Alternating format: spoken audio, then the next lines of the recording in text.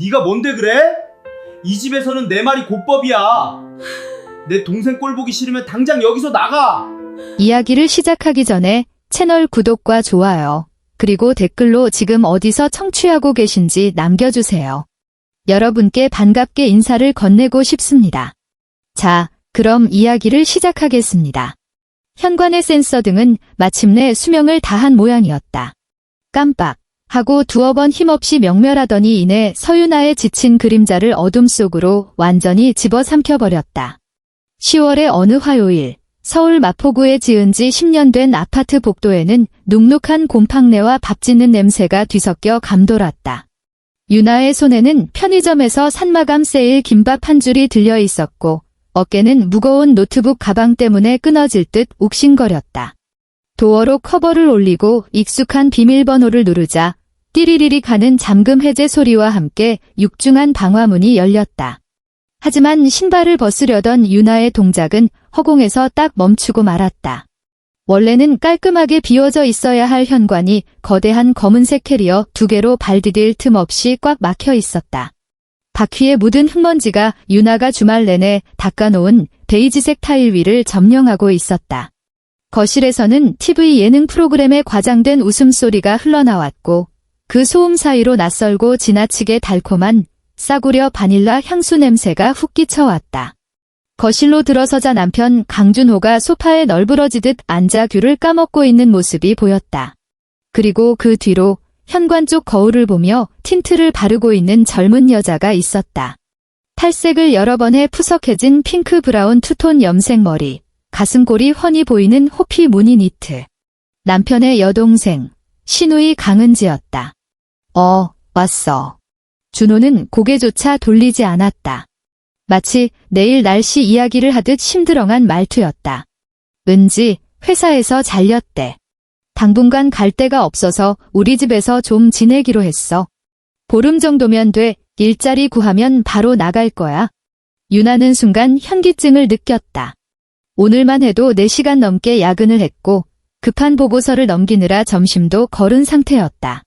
거울을 보며 입술을 금파음파하고 있는 신우이를 보자 목구멍에 뜨거운 손뭉치가 턱 걸린 듯 했다. 보름이라니.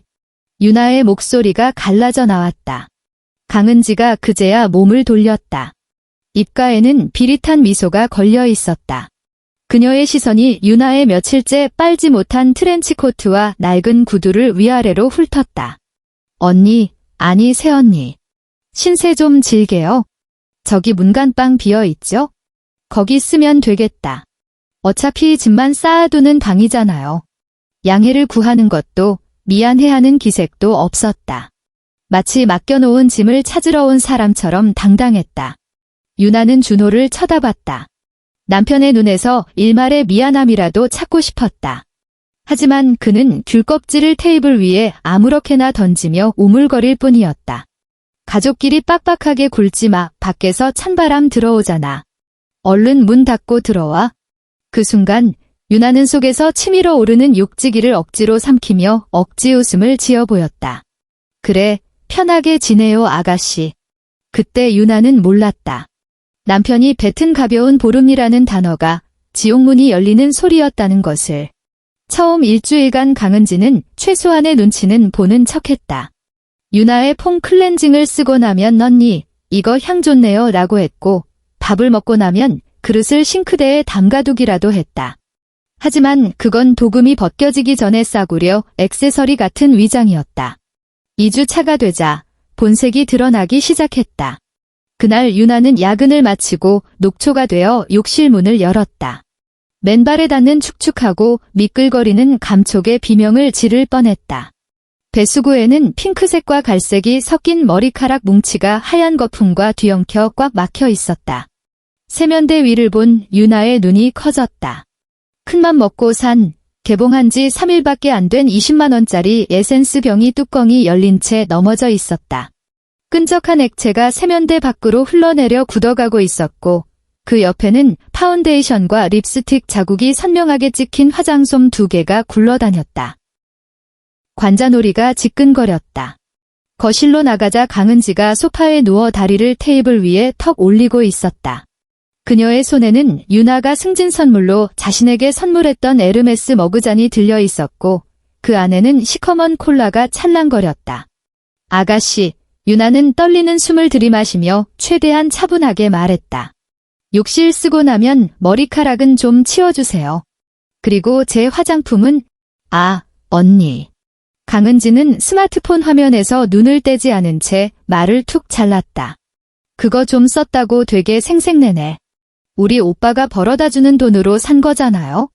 다 쓰면 오빠한테 사달라고 하면 되지. 뭘 그리 쪼잔하게 굴어요?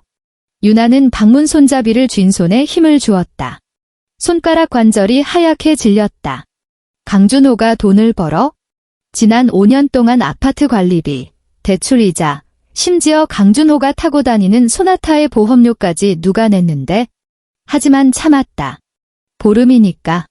딱 보름만 참자. 하지만 3주가 지나고 4주가 지났다. 어느 금요일 새벽 2시, 쿵쿵거리는 베이스 소리에 안방벽이 진동했다. 악몽을 꾸다 깬 유나는 심장이 터질 것 같았다. 가운을 걸치고 방문을 열자 거실 풍경은 마치 클럽을 방불케 했다. 좁은 거실에 모르는 남녀 대여섯 명이 엉겨붙어 있었다. 테이블 위에는 배달시킨 치킨 박스와 족발 뼈다귀, 그리고 소주병들이 볼링핀처럼 나뒹굴고 있었다. 뿌연 담배 연기 속에서 끈 낫이 하나만 걸친 강은지가 웬 남자의 무릎에 앉아 깔깔거리며 술을 마시고 있었다. 지금 몇 시인 줄 알아요? 유나의 목소리가 분노로 떨렸다. 내일 출근 안 해요. 다들 나가주세요. 일순간 정적이 흘렀다. 음악 소리가 멈췄다. 강은지가 귀찮다는 듯 누나를 굴리더니 들고 있던 소주잔을 테이블에 탁 내려놓았다. 진짜 분위기 깨게. 그녀는 고개를 돌려 유나를 쏘아보았다. 술기운은 전혀 없었다. 오직 경멸만이 가득했다. 새언니, 그냥 들어가서 잠이나 자요. 오빠도 가만히 있는데 언니가 뭔데 나서요? 이 집이 언니 혼자 사는 집이에요? 그 순간 유나의 머릿속에서 무언가가 툭 하고 끊어지는 소리가 났다. 2달, 꼬박 2달이었다. 약속했던 보름은 진작에 지났지만 이 남매는 나갈 생각이 눈꼽만큼도 없어 보였다. 다음 날 밤, 싱크대에 산처럼 쌓여 악취를 풍기는 설거지 거리와 바닥에 으깨진 감자칩 부스러기를 보며 유나는 더 이상 참지 않기로 했다. 준호는 식탁에 앉아 모바일 게임에 열중하고 있었다. 화면 불빛이 살이 찐 그의 얼굴을 기괴하게 비추었다. 여보. 유나는 그 맞은편에 섰다. 아가씨 들어온 지 2달이 넘었어. 이제 슬슬 방 구해서 나가야지. 우리도 사생활이 있고 내가 언제까지 아가씨 뒤치다꺼리만 할 수는 없잖아. 준호의 손가락이 멈칫했다. 그가 천천히 고개를 들었다. 결혼식 날 유나를 보며 꿀이 떨어지던 그 눈빛은 온데간데없고 그 자리엔 짜증과 권태만이 가득했다.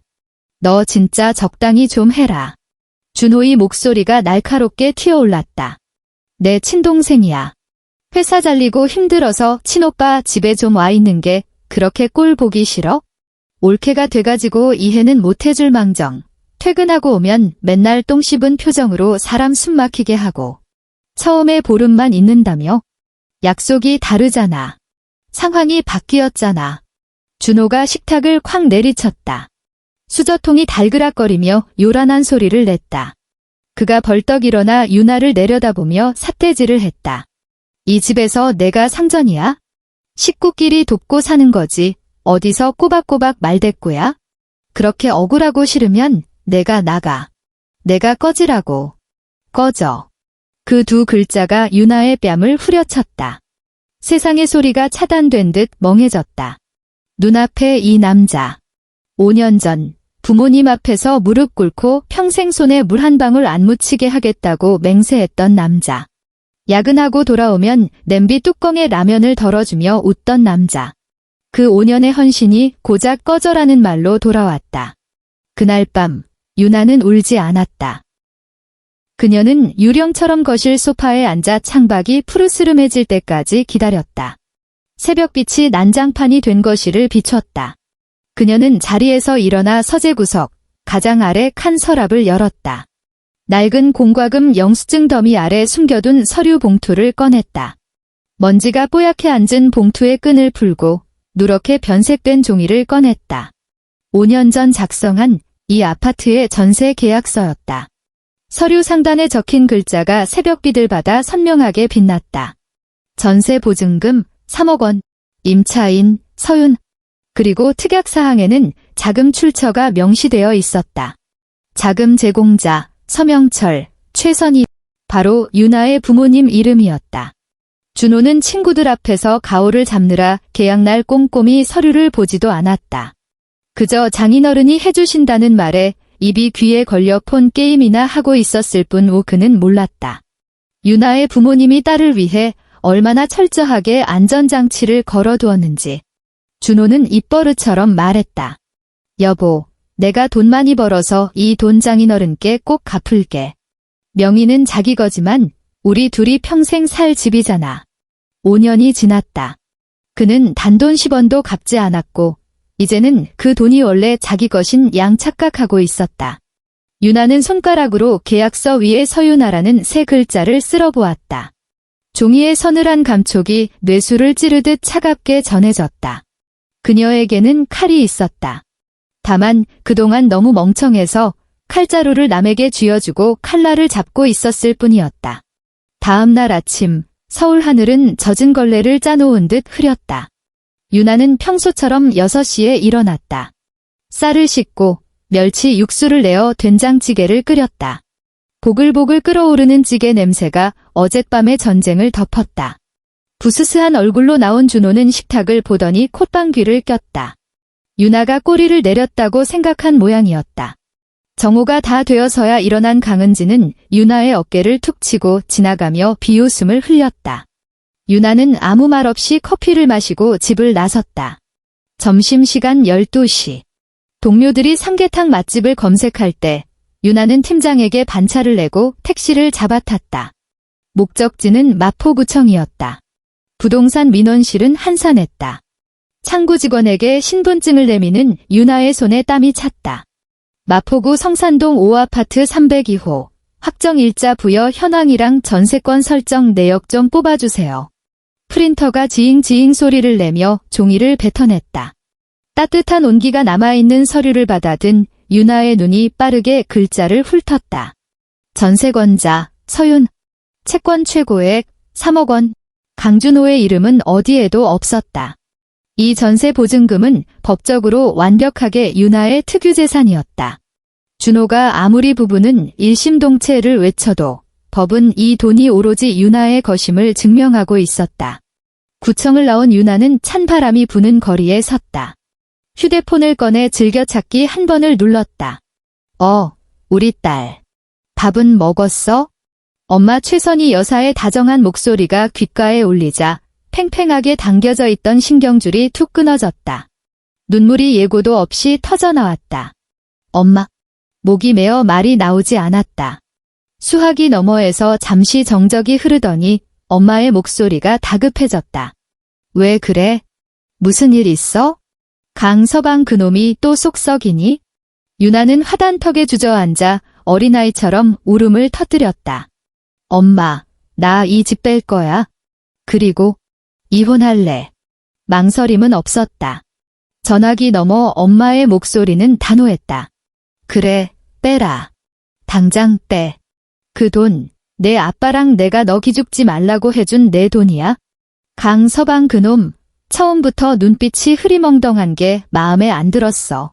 내가 좋다고 해서 참았지? 당장 짐 싸서 와, 내 새끼 밥 한 끼 못 먹일까 봐. 이어서 수화기를 넘겨받은 아빠 서명철 씨의 묵직한 목소리가 들려왔다. 유나냐. 걱정 마라. 집주인한테는 내가 지금 바로 연락하마. 계약 해지 통보는 임차인인 내 권리다. 너는 내가 하고 싶은 대로만 해. 나머지는 아빠가 다 알아서 한다. 전화를 끄는 유나는 휴대폰 배경화면에 있는 부모님의 사진을 보며 눈물을 닦았다. 코트 주머니에 손을 넣자 주먹이 꽉 쥐어졌다. 진정한 가족은 나가라고 소리치는 남편이 아니라 언제든 돌아오라고 문을 열어두는 부모님이었다. 그 후 3일간 집안에는 폭풍전야의 고요가 흘렀다. 준호는 유나가 기가 죽었다고 착각해 더욱 거만하게 굴었고 은지는 친구들을 불러대며 거실을 제 집 안방처럼 썼다. 그들은 몰랐다. 집안의 공기가 미세하게 바뀌고 있다는 것을. 유나는 조용히 아주 치밀하게 움직였다. 점심시간마다 은행에 들러 급여 통장의 잔고와 적금 만기액을 모두 새로 만든 비상금 계좌로 이체했다. 모바일 뱅킹 화면에 뜬 이체 완료 메시지를 볼 때마다 가슴 한구석이 서늘하게 식어갔다. 밤에는 준호가 샤워하고 은지가 게임을 하는 틈을 타 안방 깊숙한 곳에 있던 보석함을 꺼냈다. 결혼할 때 받은 금팔찌, 쌍가락지, 그리고 회사에서 포상으로 받은 순금 열쇠. 옷가지 사이에 숨겨 택배 상자에 넣었다. 다음 날 출근길, 편의점 택배로 부모님 댁에 보냈다. 여권, 자격증, 학위기. 서유나라는 사람을 증명하는 모든 서류는 회사 지하 개인 사물함으로 옮겨졌다. 목요일 오후, 유나는 반차를 내고 서초동 법조 타운에 있는 한 변호사 사무실을 찾았다. 이혼 전문 변호사인 김 변호사는 유나가 내민 전세 계약서와 통장 내역을 훑어보더니 안경을 치켜 올렸다. 상황이 아주 좋습니다. 서 선생님. 변호사의 목소리는 건조했지만 확신에 차 있었다. 전세 보증금의 출처가 100% 부모님 증여이고 계약 명의도 본인입니다.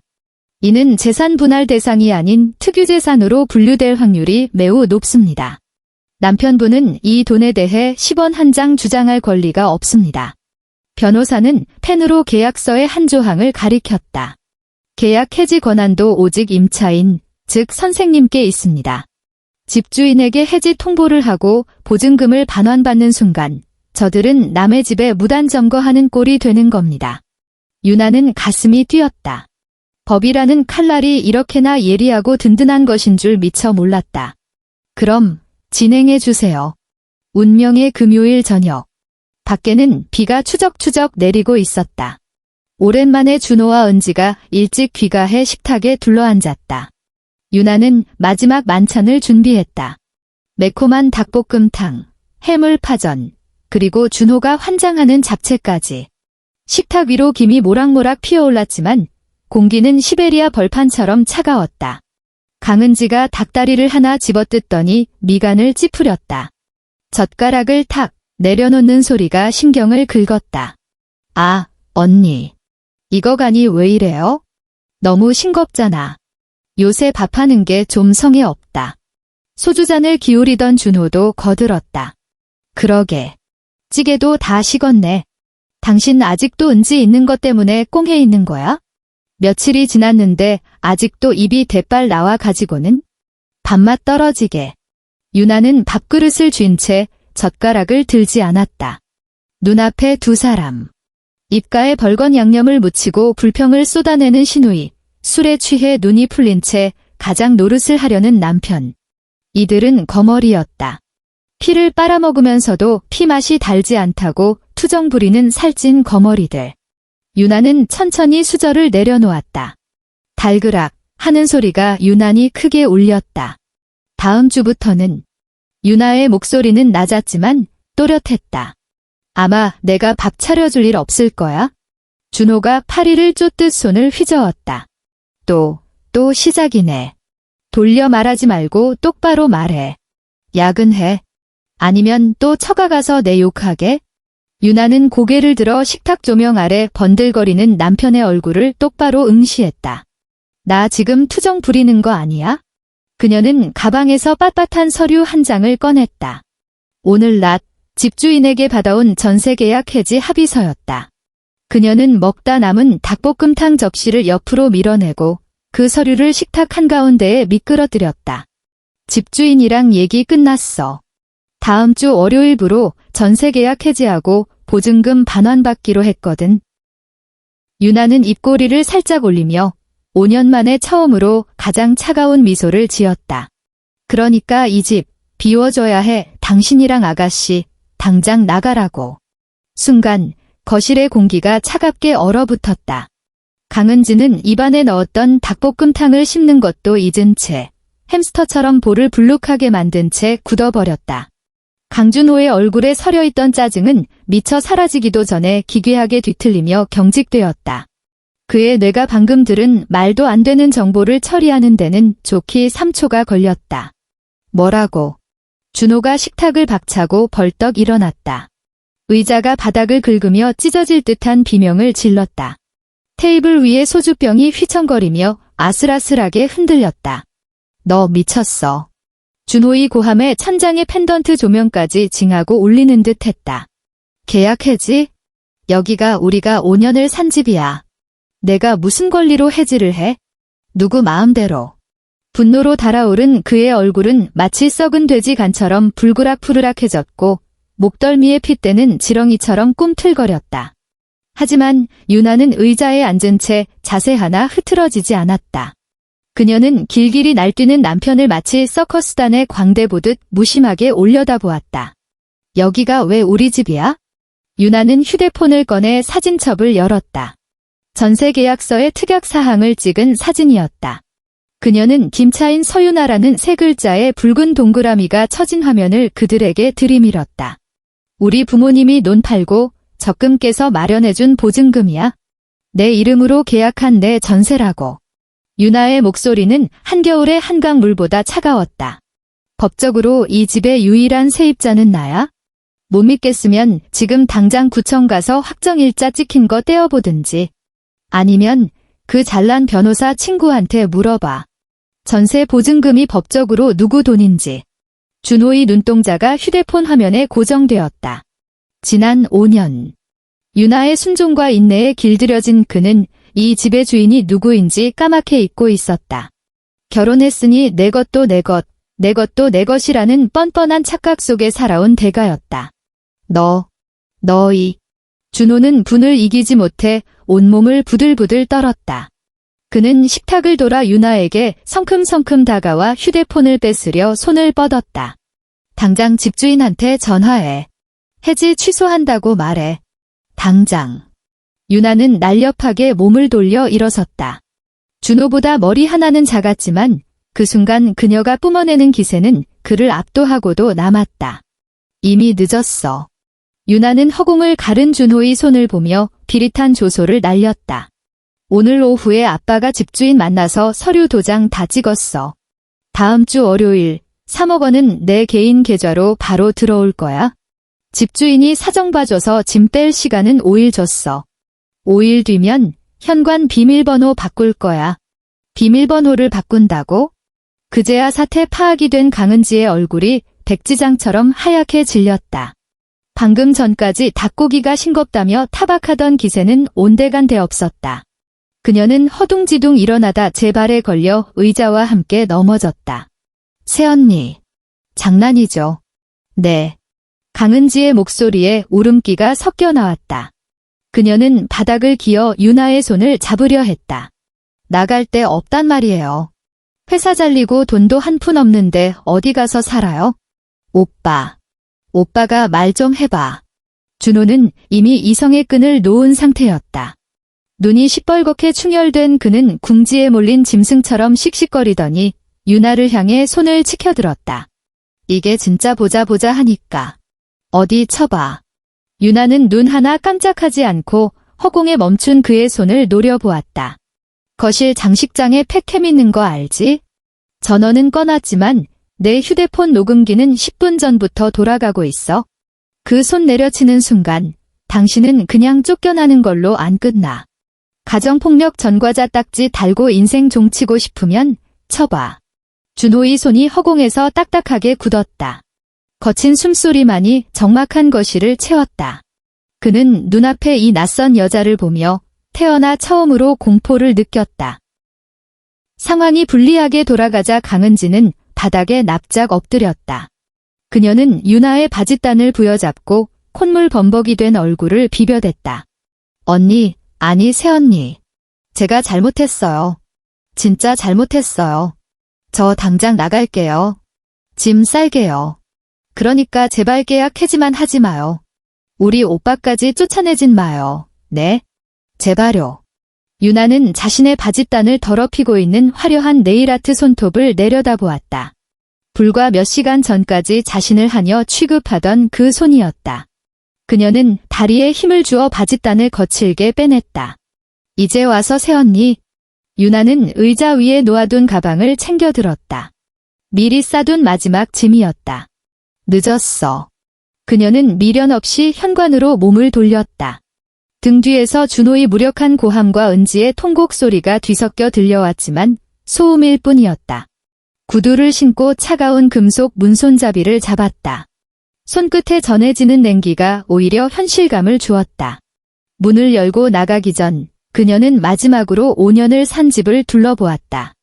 누렇게 뜬 벽지, 여전히 깜빡거리다 꺼져버린 현관 센서 등 모든 것이 지긋지긋했다. 유나는 발을 내디뎠다. 쾅. 육중한 방화문이 닫히는 소리가 복도를 울렸다. 그것은 과거와의 완벽한 단절을 알리는 신호탄이었다. 어두컴컴한 복도에 홀로 선 유나는 깊은 숨을 들이마셨다. 이웃집에서 끓이는 김치찌개 냄새가 훅 끼쳐왔다. 비로소 살아있다는 느낌이 들었다. 그녀는 주머니에서 진동하는 휴대폰을 꺼냈다.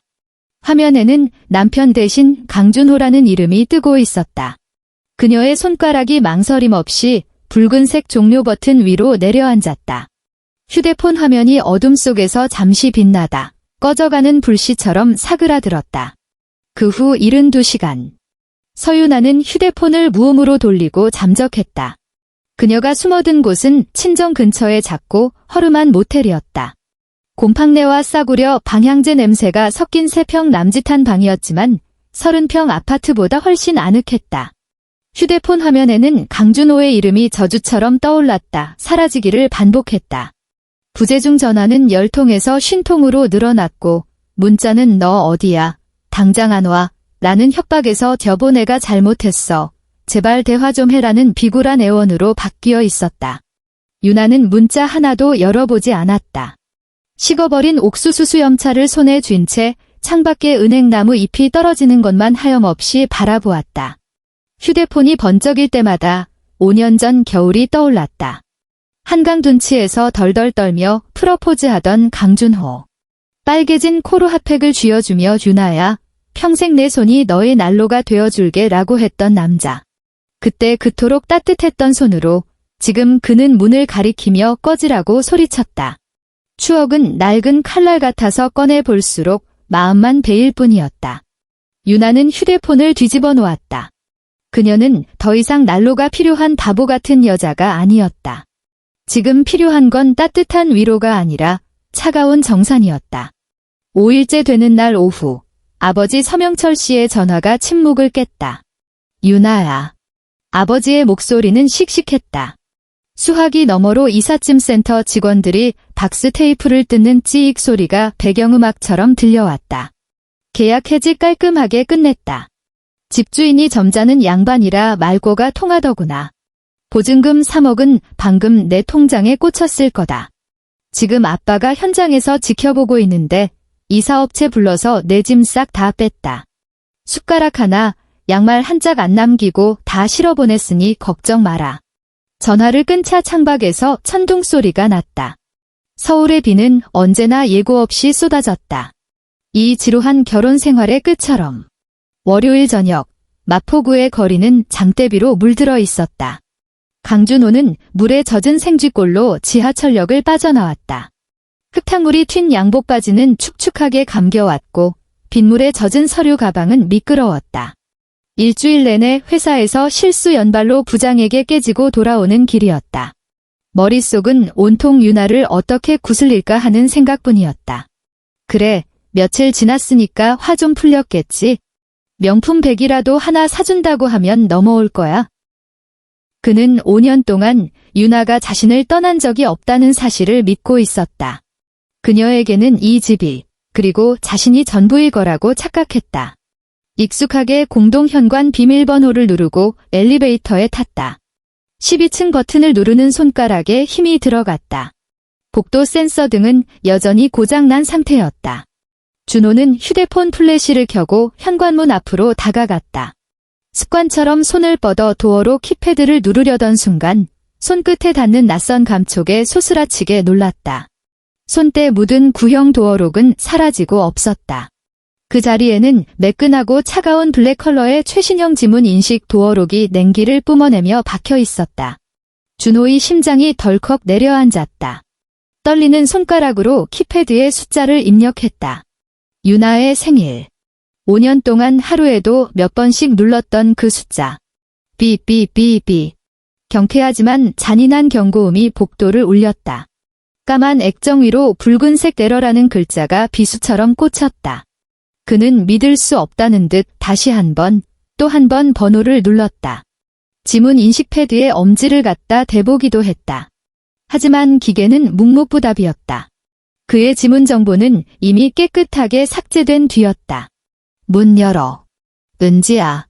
강은지. 준호는 미친 사람처럼 철문을 두드렸다. 쾅쾅거리는 소리가 복도를 울렸다. 유나야. 안에 있어? 문 좀 열어봐.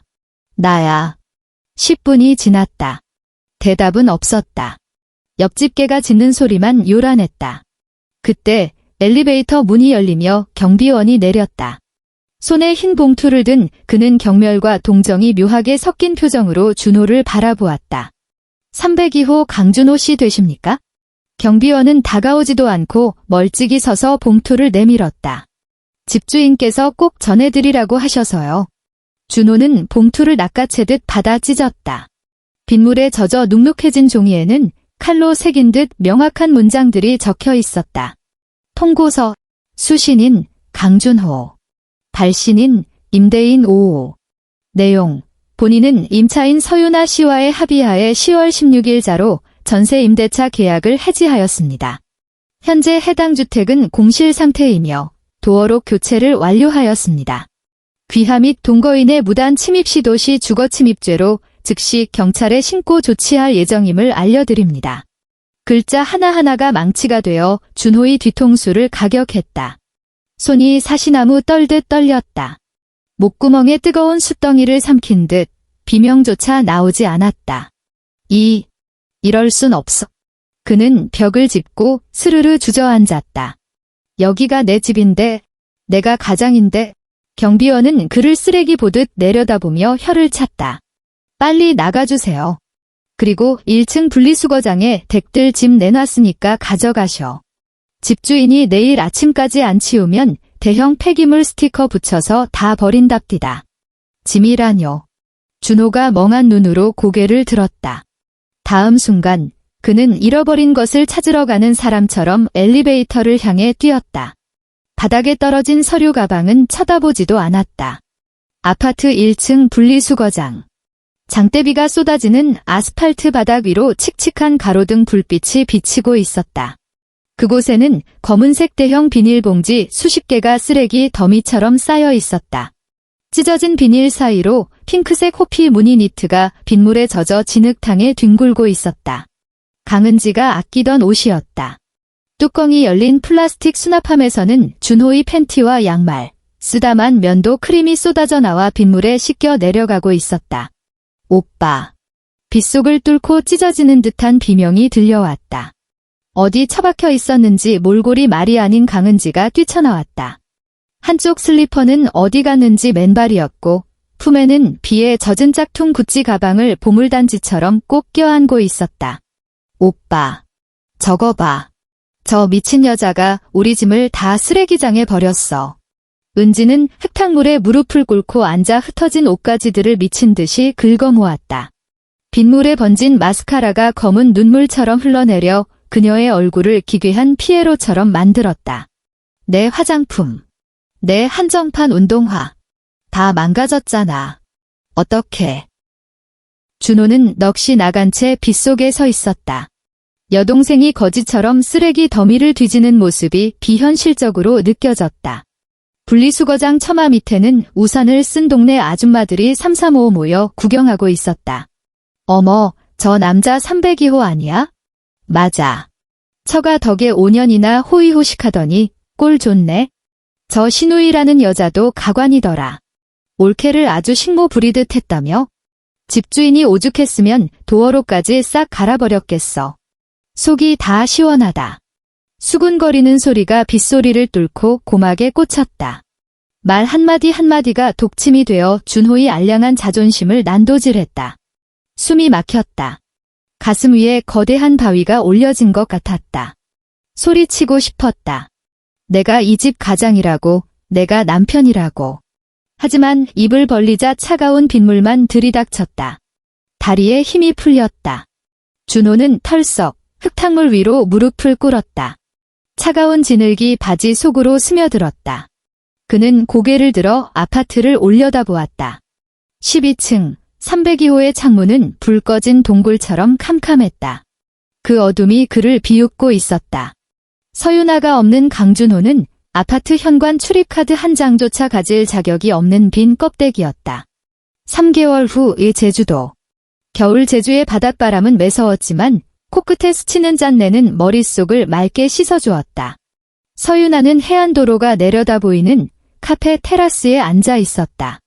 그녀의 어깨에는 포근한 캐시미어 코트가 걸쳐져 있었고 손에는 김이 모락모락 나는 유자차 한 잔이 들려 있었다. 테이블 위에는 방금 도착한 등기 우편물 하나가 놓여 있었다. 이혼 조정 성립 조서. 소송은 생각보다 싱겁게 끝났다. 강준호는 결혼 생활 동안 집값 상승에 기여했다며 재산 분할을 요구했지만 김 변호사가 제출한 통장 내역과 가계부 사본 앞에서 그의 주장은 헛소리가 되었다. 판사의 판결은 명쾌했다.